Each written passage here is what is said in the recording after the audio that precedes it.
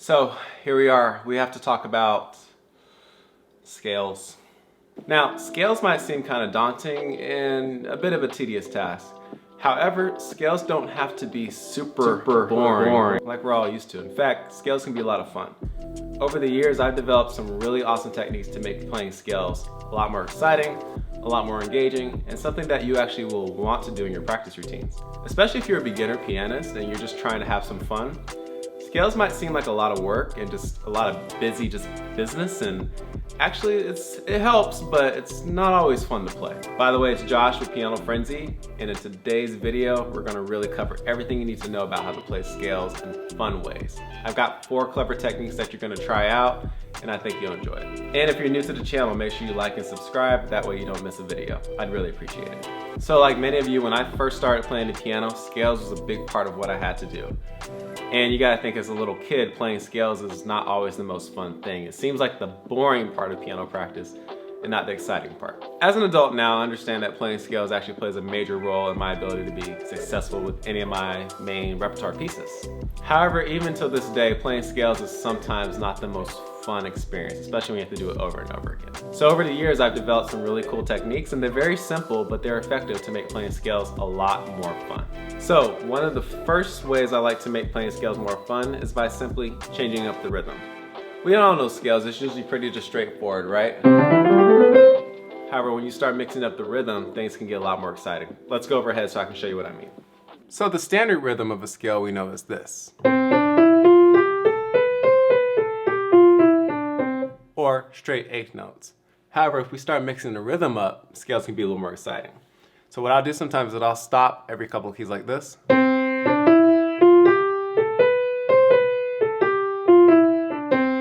And that kind of gives it like a little bit of a Western / jazzy sort of idea. Or you can do.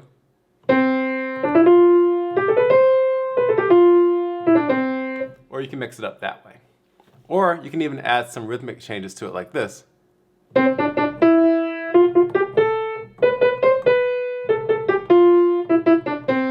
So there's a variety of things you can do with it that make it a lot more exciting. So instead of just doing, maybe try this.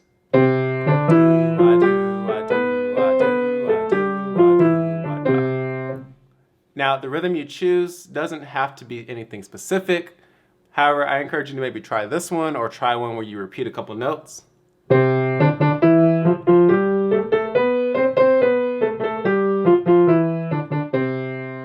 And that just makes the scales a little bit more interesting to play rather than just straight up and down over and over again. So as you can see, the rhythm can be straight, it can be jazzy, it can be a different type of genre. It doesn't always have to be just straight eighth notes up and straight eighth notes down. It can be a lot of different things.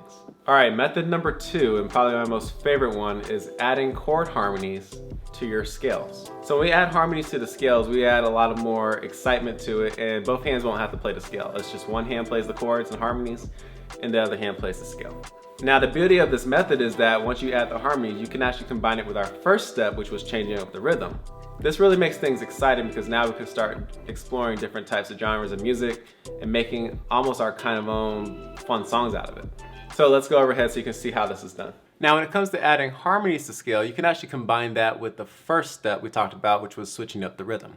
So for example, I can add like a C major harmony underneath a C major scale and change the rhythm like this.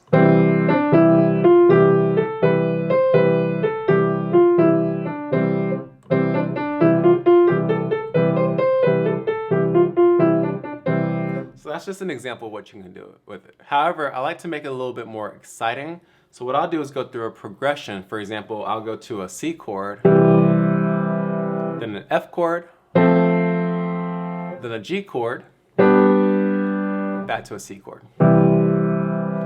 So with that, we're following just basic music theory. So that's a 1 chord, a 4 chord, a 5 chord, and then back to a 1 chord in the key of C major. So here's an example of what that can sound like.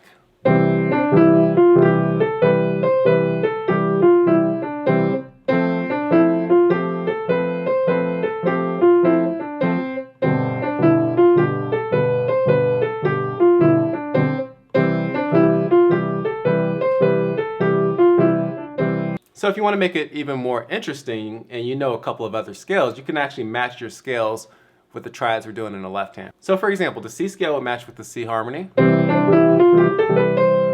F scale with this one. All right, we're gonna add that B flat. The G major scale, added the F sharp, and then back to the C scale. So let's try all that together.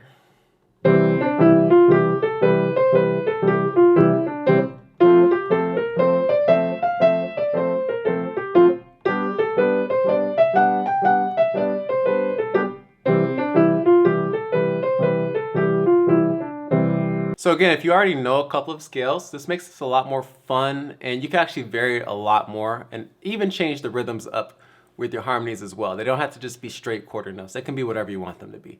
These are just some ways that I like to jazz my scales up so I'm not just simply doing 1-octave scales up and down the piano.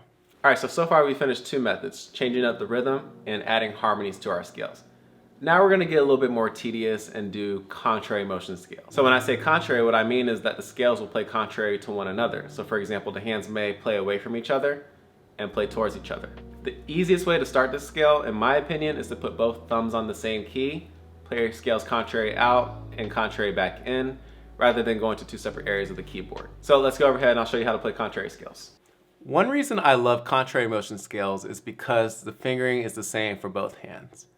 Now I encourage you to start both thumbs on the same C, just to start, and we're gonna play 1, 2, 3, 1, 2, 3, 4, 5, and then back towards each other.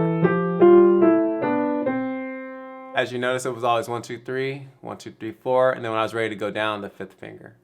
If you want to increase how many octaves you do, the logic is the same with all of your scales. You just go back to 1 again, and then when you're finally ready to go down, then your pinky gets involved. So for example, if I started up here, 4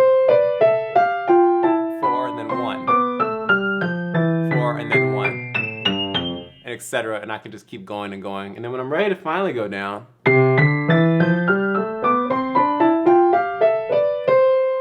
and you'll know you're correct with the scale because both thumbs will end up on the same key. Now contrary scales can be done in any key. For example, G major,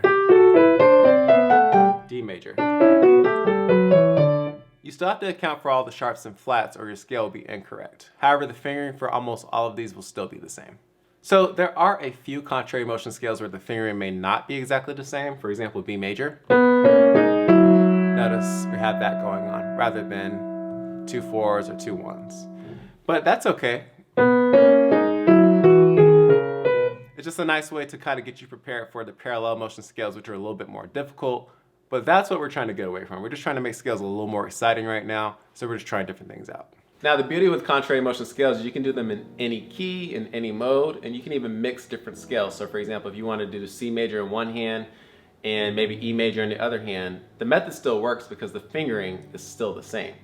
And that's the key part. The fingering is the same, so it's less daunting. You don't have to worry about parallel motion scales where things are changing at different times.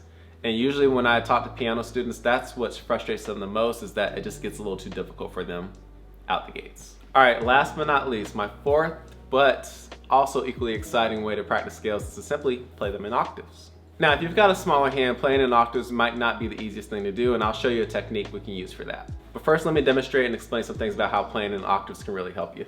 I love playing octave scales because they get my whole hand moving, they get my wrists moving, my hands really become alive when I play 1-octave scales. So here's an example of what a 1-octave scale can sound like.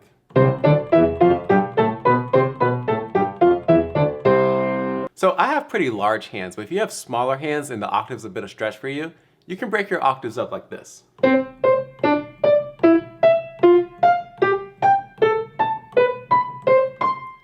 And you can even do it with both hands.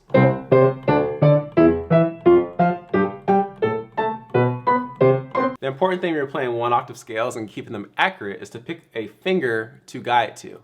Now, some people like to pick their thumb as the finger that they guide to, you know, the one they're watching move up. I happen to like using my pinky when I do this. And so my pinky is aiming for the next note, and they're all going up by seconds or 1 key at a time. And so one way you can practice your scales like this, or you can use your thumb with it as well and guide to the thumb. Now, as you're guiding to this finger, it's important to see where your other finger is and see if it's at least hovering over the key that you would want to press down as well. So for example,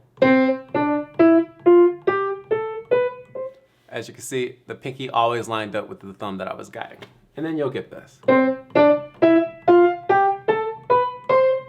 Another fun way you can combine your 1-octave scales is to do contrary motion with it as well.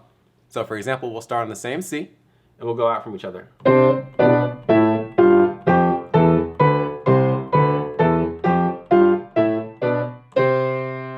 The other combination is using stuff we talked about earlier, such as doing the chord progression. We can do the C scale, then the F scale, then the G scale, back to the C scale. For example, F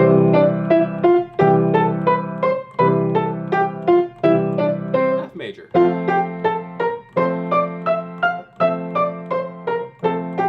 Then G major.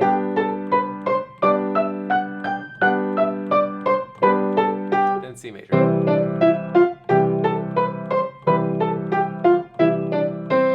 One key thing to remember when playing with octaves is to make sure that you have a very loose wrist. If you're very tense, it's going to be hard to play your octaves. So you don't want to play your octaves like this. Instead, you want them to be nice and free, because that flexibility is going to allow you to move up freely between one key to the next, up the piano and down the piano. So there you have it. Scales don't have to suck. Scales actually can be a lot of fun if you know how to practice them in more exciting ways. So I hope you found the video super helpful, and if you did, make sure you leave a comment so I know how you did with these scales. Try them all out, let me know what you think, and if you got some other ideas, I would love to hear them. All right, till next time, I'll see you around.